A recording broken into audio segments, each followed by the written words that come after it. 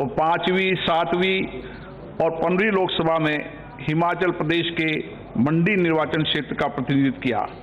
श्री वीरभद्र सिंह भारत सरकार में इस्पात तथा सूक्ष्म, लघु और मध्यम उद्यम मंत्रालयों के कैबिनेट मंत्री रहे।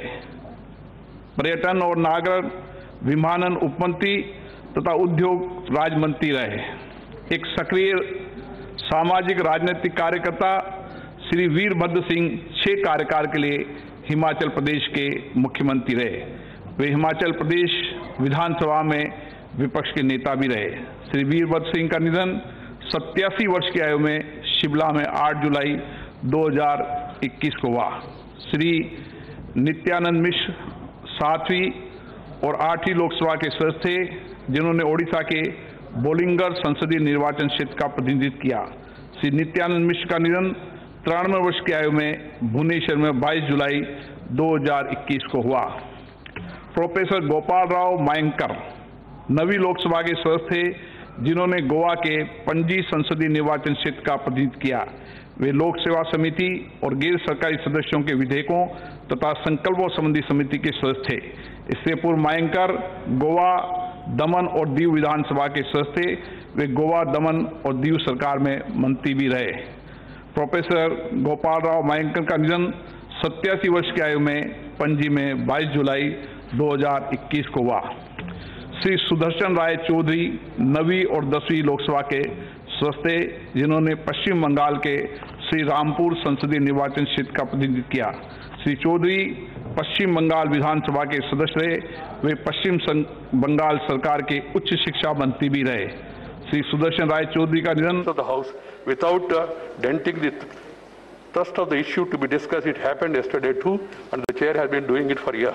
I find it difficult to understand as to why the subject was listed in the list of business for yesterday would have prevented any member to raise any issue concerning the farm sector, including 3 farm bills that some members were keen to raise in the House and even demanding their withdrawal.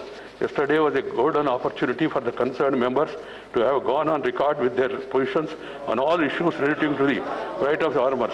But it was not to the please have the decency at least, that the chair is saying something at least to hear it. You may not agree, that's a different matter. The positions on all issues to the right of farmers, but it was not to be, as the sole intention seems to be, not to allow the House to function.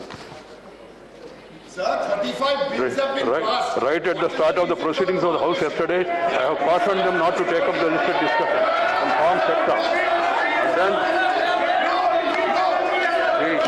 what is worrisome, some members of the House have caught the sad moments of sacrilege in the House yesterday and posted it on the social media.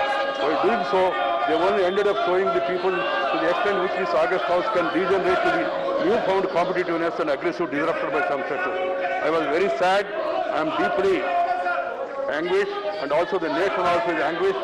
As the chairman of the House, I am sacred to visualize implications and consequences of such competitive acts of sacrilege in our temples of democracy. I earnestly appeal to the collective conscience of this House to seriously reflect on what happened yesterday, to explore the remedies, if any failure to do would certainly amount to a setback to our parliamentary democracy, to make it irrelevant. I would like to remind all of you that we begin to celebrate 75 years of our independence in a few days from now. The choice before each one of you is very clear.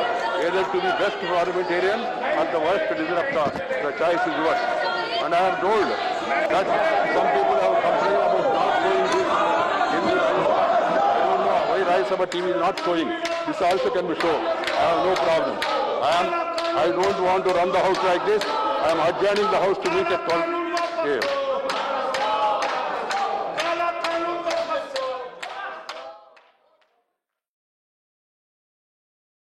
व्यक्त करता हूं मैं।